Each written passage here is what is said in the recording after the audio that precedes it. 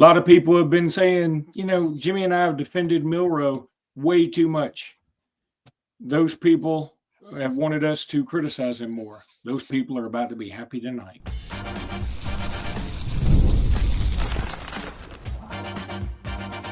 You are Locked On Bama, your daily podcast on the Alabama Crimson Tide. Part of the Locked On Podcast Network, your team every day. Hey, everybody, and welcome back into Locked On Bama. Luke Robinson with the AHSA Radio Network. That's me. Jimmy Stein with Bama Online. That's him. This episode is brought to you by FanDuel. I got nothing cute to say after thank you everydayers, every nighters. Thank you anybody who's willing to listen to us after that disgusting, embarrassing, humiliating, lackadaisical, nonchalant. I don't know. It's the worst performance. I know I'm a prisoner to hyperbole at times. I know that. Finally found a positive.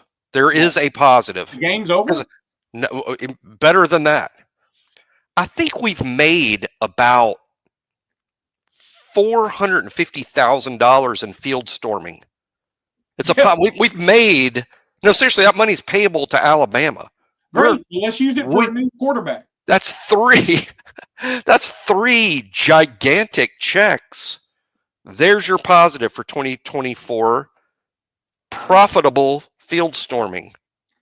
Jimmy, usually you're I'm the slapstick guy. I'm the happy-go-lucky. Yeah. I'm the really you're giving us serious information. I'm sort of quoting some stuff. No, I'm so mad right now. I can't even see. This is much worse than Vanderbilt, y'all. This is much worse than La Monroe. This is much worse than La Tech. This is much worse. Much worse. We had things on the line. There is no excuse. We just played Mercer. We embarrassed LSU on their home field, and then we play Mercer, and we come out as if we've never seen an American football before. I'm gonna give one request, Jimmy, because it has been asked. If you would pull your microphone down a hair, because when you do giggle with your mouth closed, your nostrils speak volumes. Interesting. All right. I'm going to tell you, Jimmy, it's as bad a performance as Southern Miss was when they beat us 21-0 in Birmingham in 2000. It's worse than that, though, because that team had nothing to play for in the end. I would sit Jalen Milroe now, and I would not encourage him to come back. That's me. This is that bad of a performance to me. I've seen, the performance at Vanderbilt, I sort of brushed it aside. The performance at Tennessee, I sort of brushed it aside. I mean, I acknowledged it, but I sort of said, okay, let's give him a pass. This performance was so bad. And I'm not, everybody's at fault here. The offensive line stunk as bad as you can stink. But the quarterback play was so horrendous. It gave us no chance. We scored the first 3 points of the game, and then we didn't score again. Yeah, Jimmy, it's that you can't. There's nobody who can tell me this is on. It's definitely on Milroe 100%, and I am of the opinion I would have sat him in this game 100%. I can't believe he played the entire game because it was over if he's in there. And then Nick Sheridan. This is almost a fireable offense. Honest to God, how bad we played tonight against this team. In the history books, it'll be Oklahoma. In reality, this is not a team. This team had one win in the SEC, and that's because of a pick six against Auburn. And they drummed us, buried us, embarrassed us. No other way to say it. Yeah, it was historically bad. I think this is it would be tough for me to rank any Alabama loss, in terms of, worse than this, with as much as Alabama had on the line to lose that badly to a mediocre Oklahoma 5-5 team. It's as bad as it gets. I mean, I think, put it this way, I mean, the dynasty is over. I mean, it's over. 100%. I mean, I've been slow to say that, but this is why. In 2020, that was Nick Saban's all-time best team. 2021, they played for the national championship and may have won it. They didn't have the injuries at wide receiver. 2022, they did miss a 14 playoff by one spot. They missed the 14 playoff by one spot and probably should have been in over that TCU team. 2023 made a 14 playoff, played the national champion to overtime. Dynasty wasn't over. Now it is. Now it is. This is now a complete rebuild, I guess I would say, in terms of like, for Kalen DeBoer to be successful at Alabama is going to take basically a rebuild from the ashes, and that's going to take a while. But no, Jalen Milroe was really, really bad tonight. That was terrible. But the but is this: he had no chance either. The offensive line was really bad. Elijah Pritchett may have graded out at 0. Elijah Pritchett never got. If he got his man blocked once, I didn't see it. It was bad. I was very upset we didn't make a change at right tackle, because Formby's played some this year, has played okay at times, but we didn't make a change at right tackle, and Pritchett got Jalen Milroe hit every other snap. It was really bad. Proctor was bad. Jaden Roberts playing hurt was bad, but not as bad. Pritchett was F bad. Proctor was like D bad. The rest of the offensive line sort of C-ish. Brailsford, worst game that he's played this year too. The drops. We hadn't dropped balls like that all year. As bad as Milroe was, he wasn't helped. Jam Miller dropped a ball. Ryan Williams dropped a ball. CJ Dupree dropped 2 balls. One was a penalty. Jeremy lost a ball in the lights, which is hard to do on a low throw, but Jeremy clearly lost that ball in the lights. That's what he told everybody on the sidelines anyway. He couldn't see the ball. That was actually should have been caught. So Milroe didn't get any help from the receivers. It was a horrifically bad night for the offensive line. Didn't get any help from Nick Sheridan or his coaching staff. And I think Milroe is going to take the brunt of this, Luke, and that's fine. That he's going to take the brunt of it from you and take the brunt of it from a lot of people. That's fine, because he earned a lot of that with his bad play. But it was an F for all of them. Defensively, an F. Oklahoma was completely one-dimensional, and they let that one dimension run right over them, and Oklahoma had done that to no one all season. No one. They did it to no one. Much better running quarterback played for Oklahoma with a terrible mustache. It was an F defensively. Kane Womack, F. Front 7, F. Everything, just a completely horrific performance in every facet, starting with Kalen DeBoer and going all the way down. I know Jalen is going to get most of it from the fans, but it needs to go to all of it, because all of it was terrible. True. When the one positive is we made some more money from a field storming, it's really, truly terrible. True, Jimmy. True. You're absolutely right. But see, when the quarterback also has taken all the glory when we've done well, and a lot of it was because of him, then I'm sorry, you're going to get the negativity too. Now, having said that, Kalen DeBoer, honest to God, it's one of those things. And again, I may be a prisoner of the moment, but I'm telling you, I'd be willing to bet he lost enough fans tonight to be like, man, there's going to have to be some serious big time wins to show us that you can do this.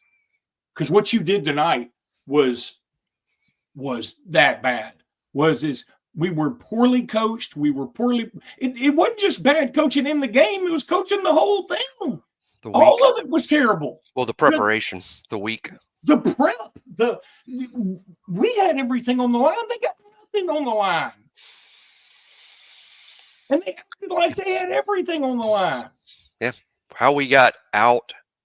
How were they more excited to play this game than Alabama? How is that even remotely possible? And again, that starts with DeBoer. I mean, he gets paid the big bucks for this, and that was just an utter fail from the top down. It was an utter fail in terms of having the team ready to play, in terms of the execution, in terms of the game plan, in terms of the calls. There was absolutely no positive whatsoever to the way Alabama played on offense or defense. It was a program fail. And again, I think as bad of a loss as I can ever remember. It's sort of like, well, nah, I can't think of a loss worse. I know other people say they lost to Central Florida. They lost to Louisiana Tech twice. Those teams weren't playing for anything. This team was playing for a spot in the playoff and didn't just lay an egg. It was just a ridiculously bad. And by the way, they played way worse against Oklahoma than they did against Vanderbilt.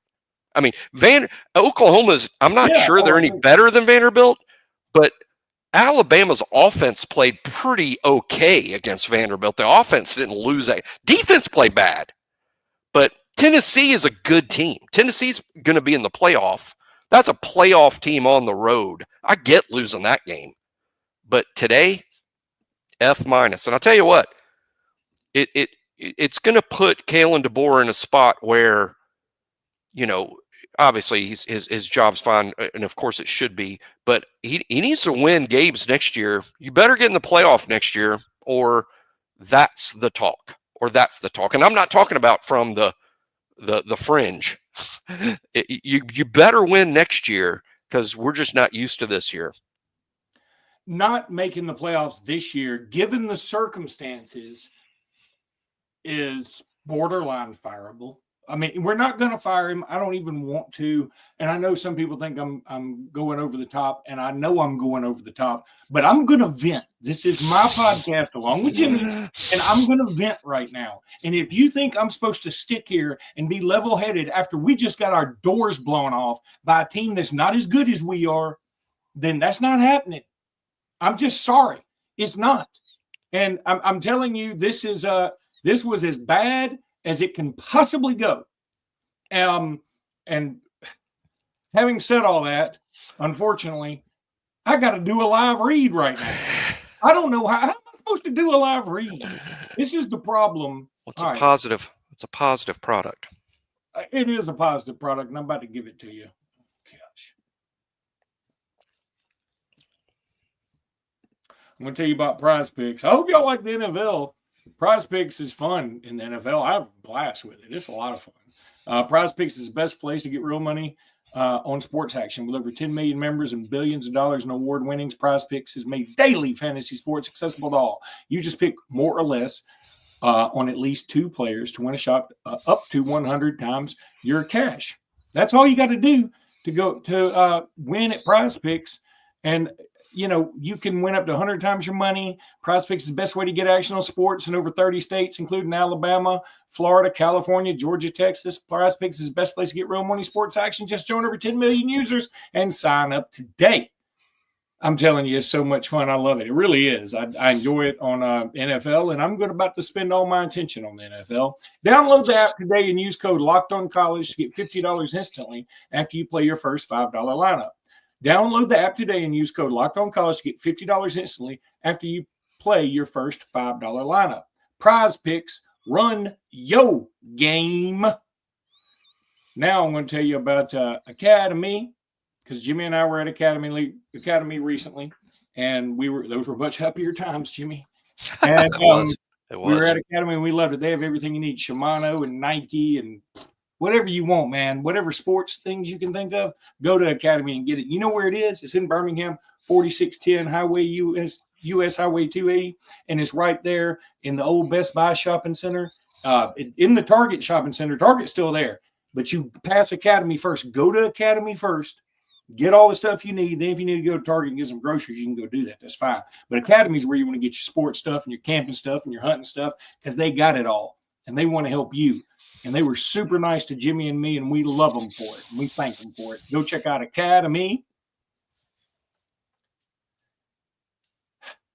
I mean, I guess we have to say this. I don't want people to think we're blaming the officials.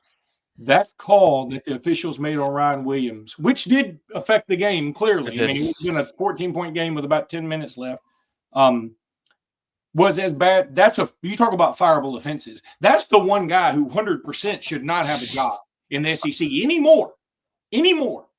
Yeah, I mean, Alabama didn't lose this game because of officiating by any means. Alabama lost that game by themselves and didn't even need any help doing that. But you wonder how the game might have played out differently. Had Alabama scored there and you get a lift and there's plenty of time left, and at that point in the game, it was time wise, when you can get back in the game. That was inexplainable to the point. See, Kalen DeBoer's complaints since you lost so bad, it's not like you lost by one score, but Kalen DeBoer's complaints to the SEC office are going to be hollow because of the score. But there needs to be an explanation from the SEC office, a public explanation from the SEC office, because that's not a judgment call. That's not a pass interference that could have gone either way, or some sort of, what was it? A personal, should they have called roughing on the quarterback? Wasn't like that at all. This is an alignment that the officials got wrong. What did they see that no one else? I mean, I'm on multiple threads, even including a thread that doesn't have Alabama fans on it. And even they're not even Alabama fans. And they're like, that was terrible. That was absolutely terrible. Let me stop you, because I know right now a lot of Oklahoma fans and other fans that love to see Alabama get beat are joining us. And I don't want to give them any hope that we're blaming the officials. No, we're blaming Alabama on the loss. Yeah, all we're saying is that call was so egregiously bad that official should never work again. I'm fine with that. Now, let's get back to the game. Yeah. The offensive line stunk and deserves all the Fs. Terrible. They were absolutely terrible. And 57 was really bad. Brutal.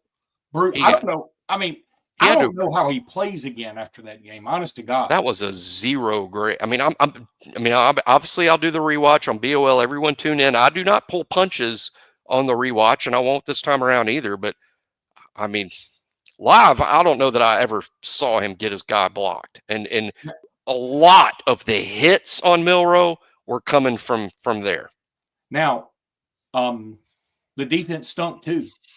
Yes. The defense wasn't good. The defense allowed Oklahoma to run it down their throat when no one else had all year long.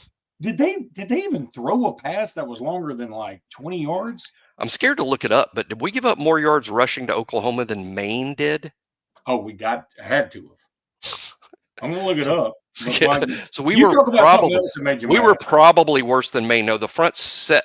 People like to say the front seven. Alabama actually has a front six because we play a 3-3-5 defense. There's 3 defensive linemen, 3 linebackers, so it's a 3-3-5. It's not really a front seven, although that 5th DB can sort of play in the box pretty frequently. But the front 7 got their butts absolutely whipped. If anybody played well, it was Alabama DBs, but only because they were kind of bored back there. Oklahoma didn't have to throw the ball all night. You saw very little from Damani, very little from Zabian. The safeties were involved in run stoppage, so you saw a bit of Malachi, a little Bray Hubbard, a little Devontae Smith.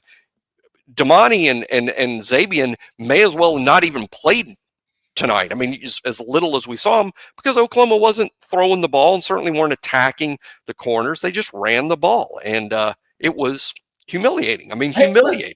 Let me stop you right now. There's a guy named Spencer Rattler that's on here. Okay, you're an Oklahoma fan. Again, congratulations. We're saying you dominated us. What else do you want somebody to say? This is an Alabama podcast. We're PO'd, and if you don't understand, we're giving Oklahoma respect. But see, this isn't Locked On Sooners. There is a Locked On Sooners show. You're welcome to go to it. Yeah, but my point is this. We're here to complain about Alabama, Spencer. We can still say Oklahoma kicked their butts. We have no problem saying that. Kudos. That's what I'm happened. telling you. It was beat us down. We get it. But we're going to talk about Alabama, not Oklahoma. I'm not here to tell you how good Oklahoma is. They still stink. Spencer, bad news, buddy. Y'all still need another win to go to a bowl, I think. Nah, that got him in a bowl. Okay, they got him in a bowl. Congratulations, Spence. But anyway, all right, Spencer, I've had all I can take of you, bro. By the way, I thought Spencer Rattler left Oklahoma for South Carolina. Why would? I don't know. Now It's kind of like strange. 24-3. Yeah, you got me, Spence. Yeah. Look, yeah, if you wanted to catch Luke on a bad night, mission accomplished, W. I don't know what else to tell you. Anyway, yeah, it was all bad. Let me say something that somebody else brought up. The game plan was so disgusting and so dumb. And the one shot they showed of Nick Sheridan in the box, I was like, it doesn't even look like he's really much paying attention. I'm sure he was dead set on it. He was like totally focused. But it looked like he was just like, well, he deserves, I think he deserves a lot. I mean, they all do. It starts with DeBoer and Sheridan and Womack deserve all that they're going to get. They earned that. But the execution was really, the execution was terrible. No matter what the play, we obviously had too many QB runs early, and they didn't work. And why didn't they not work? Because we couldn't get anybody blocked. No one was blocked. No one was blocked. Jalen made some bad reads, but no one was blocked. And so yes, Sheridan F, but the execution was terrible. I'm not sure what he would have called that would have worked. What did Alabama do that worked? Virtually nothing. So it's I don't, and that's the thing. I don't want to blame it solely on this or that or this player or that player. It was all terrible, all of it. Had Jalen played well, Alabama would have lost. They still would have lost, probably. They would have lost because nothing worked. Nothing worked. No, they whipped us at the line of scrimmage, Spencer Rattler. They whipped us at the line of scrimmage. Therefore, nothing worked, and nothing was going to work. When you lose the line of scrimmage that badly, you lose. That's football. Somebody did bring up, how was DeBoer's outfit tonight? I thought it stunk again. But I mean, I'm not complaining about it because everybody said that doesn't matter. Maybe it does matter. Maybe it's all about part of this grand tapestry of preparation. So many of us like to wear what we call our lucky shirts during games. So many of us like to wear lucky shirts. I don't know that DeBoer's picking the right lucky shirt. No, he is not picking the right lucky shirt. In fact, I don't know what, Jimmy, I want to tell you, this is like, I feel bad because I can tell you right now, I've got an 8-year-old daughter, as some of y'all know. I'm going to pick up 2 of my other children tomorrow. And I got an 8-year-old daughter, and she cares about Alabama more than any of my other children by a long shot, honestly. And she was just upset, and I was like, "Oh, honey, it's okay." She was like, "Well, you don't seem okay." I was like, "I'm not okay. You're okay. You should be playing and doing stuff. This is all I got left. This is all we have. I'm 52. I don't have much more, and I'm going to go out losing to a bad Oklahoma team. It makes me so bad. Really what we need to talk about is where we go from here. Where do we go from here? And two things. Beat Auburn, because you have to beat Auburn. And secondly, signing day. I mean, do what you can to hold on to what you got. Now, a lot of folks get, I think, particularly people don't follow recruiting like we do. We're not going to lose recruits because we lost this game. No one's committing to Alabama that's going to decommit because Alabama lost to Oklahoma.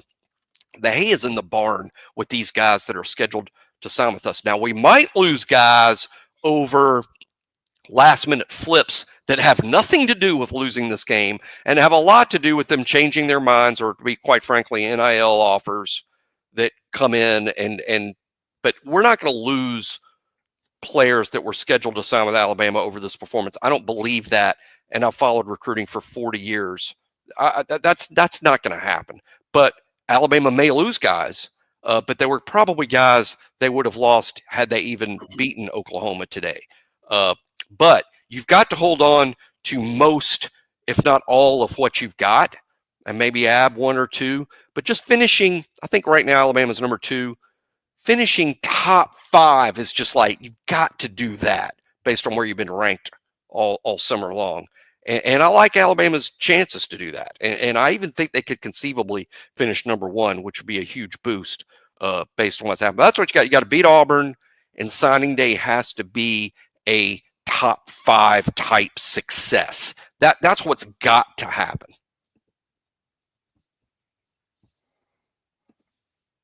I'm 100% excited to talk about this sponsor, ZBiotics, because I've used them.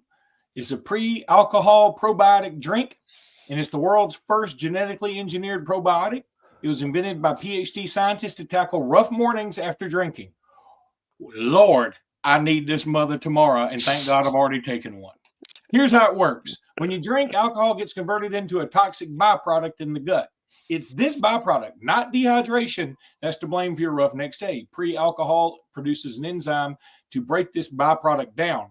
Just remember to make ZBiotics your first drink of the night. Drink responsibly, and you'll feel your best tomorrow. Go to zbiotics.com/LockedOnCollege to learn more and get 15% off your first order when you use Locked On College at checkout. ZBiotics is backed with a 100% money-back guarantee, so if you're unsatisfied for any reason, they'll refund your money. No questions asked. Remember to head to zbiotics.com/LockedOnCollege and use code LockedOnCollege at checkout for 15% off. You will definitely thank me later, and I'm thanking myself tonight for having the foresight to drink the last ZBiotics I had, and I'm going to be going to ZBiotics and using that 15% off here very shortly. Now, FanDuel. Get ready to tackle the NFL action with FanDuel, America's #1 sports book, because right now, new customers can bet $5 and get $150 in bonus bets if you win. The FanDuel Sportsbook app gives you everything you need to place live bets on the NFL, all in one place. So when you get a hunch in the middle of the game, you can check out the latest stats, view live play-by-play, and so much more on the same page where you place your bets. Just visit FanDuel.com to join today. You'll get started with $150 in bonus bets if you win your first $5 bet. That's only at FanDuel.com, which, of course, is America's #1 sports book.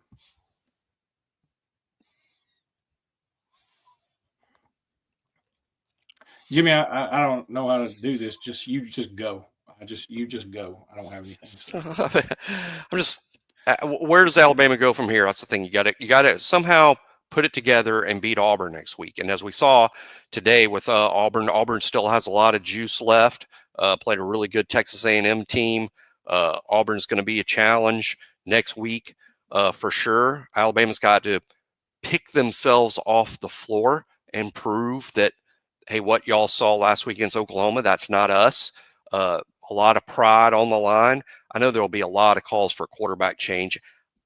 I don't care, but I don't believe that will happen. I really don't. I think Jalen Milroe is a quarterback of the 2024 Alabama team. I think Jalen gives Alabama their best chance to win.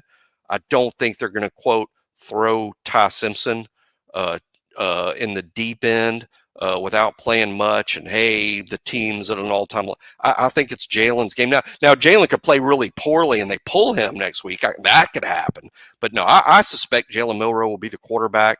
And Alabama really needs to beat Auburn and finish 9-3, and then the chips fall where they fall. And then you have signing day. And again, right now as we speak, Alabama's ranked #2, which is fantastic, all things considered. Don't fall far. You might lose a guy or two, not because you lost to Oklahoma, but because of typical recruiting things that happen in the past, in the week to 10 days leading up to signing day, with everyone getting desperate. Alabama might be a little more aggressive than previously thought because you're trying to hold on to what you got. But win Auburn, win signing day, and then go from there. Shawnee Hudson, I'm picking out some of these comments now, says, what people fail to realize is Milroe made reads, players drop balls all darn night, and the refs helped OU. That is partially true. That is partially true. There were some bad drops, 100%. True. There were also some really bad, questionable reads and angles taken by Milroe on runs. Just a lot of badness out there. They all played awful. They all played awful. They all played awful. And that's why I said Milroe's going to take all the heat. He's deserving of heat. But they all played bad. All of them. Ryan dropped a ball. Early. The punt that he fielded. I mean, it wasn't Ryan's best. Nobody played great. No one, which is hard because there's like 85 guys on the team, but no one played well.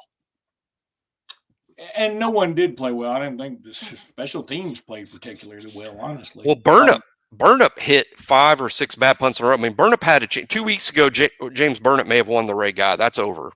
I mean, he's killed his average in the past 2 games. He had 2 terrible punts against Mercer. His first 3 punts tonight, terrible. Even when Burnip is bad, it's all bad. But even Burnip was bad. I think he rebounded late, but Burnip hit about 5 terrible punts in a row, counting Mercer. So, he's lost the right guy. And hey, if you want to be the best in the country at something, you can't have off nights. You can't have bad days, because the best of the best, they don't have bad days.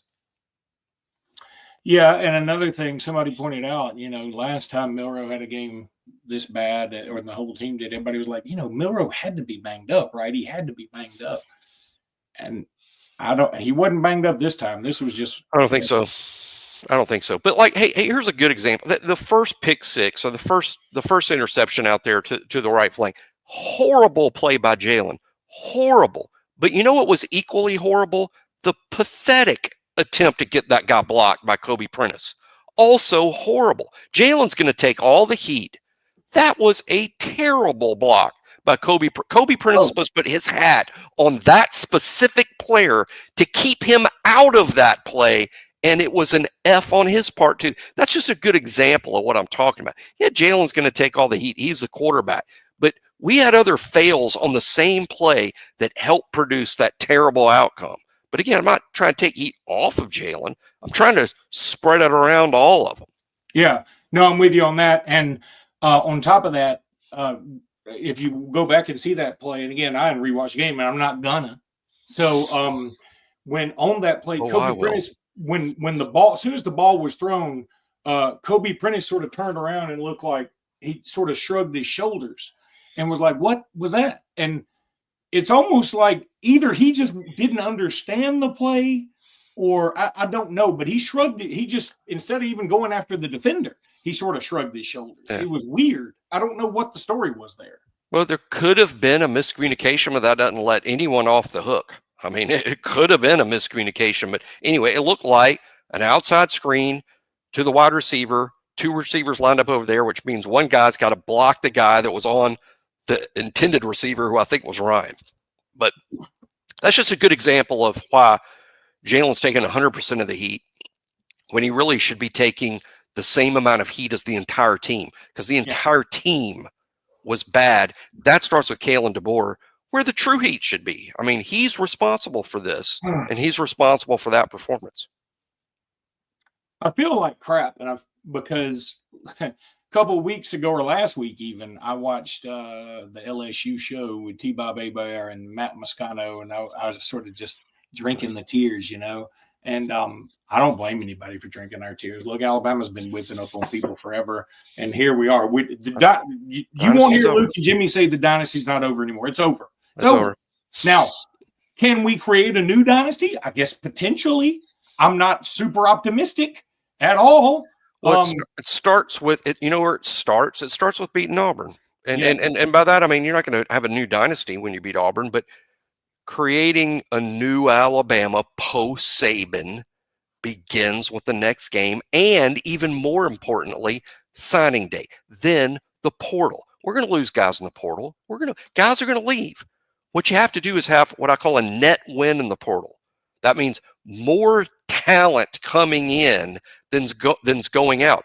That doesn't mean counting bodies, people. Alabama might lose 16 guys and only bring in 5. That still could be a net win. If the right 16 guys leave and the right 5 guys come in, that's a win. So it's not about counting bodies. It's about the net talent in the starting lineup. But anyway, beat Auburn, win signing day, have a net win in the portal. Those are the sort of things that start anew. One thing I was thinking about as the game was obviously getting out of hand, so I was thinking about this very early. Even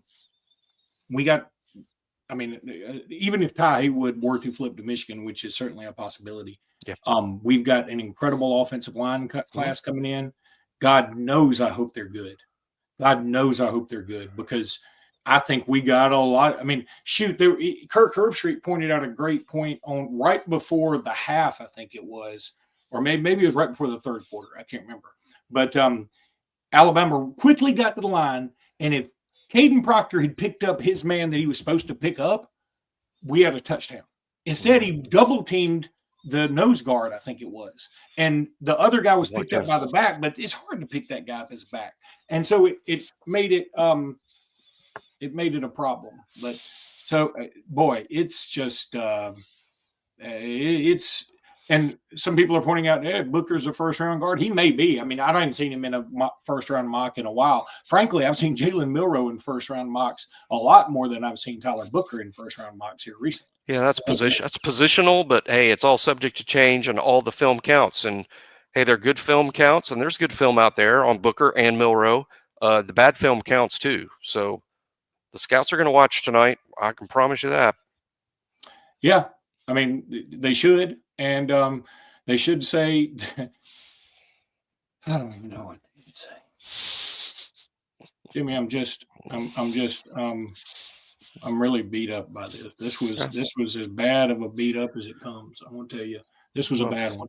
Let's just let's just see. You know, it's certainly interesting. I'm looking forward to seeing Kalen DeBoer's reaction. I'm not talking about the press conference. I'm not even talking about Monday's press conference. Reaction to me is, how do they perform against Auburn? How do you hold the signing class together on signing day and fend off all the last-minute NIL type offers? And how does Alabama do in the portal? That's the reaction. I don't care the words. The words, he says to me, won't really matter. What matters is performance against Auburn, performance on signing day, what happens when the portal opens the day after the SEC championship game.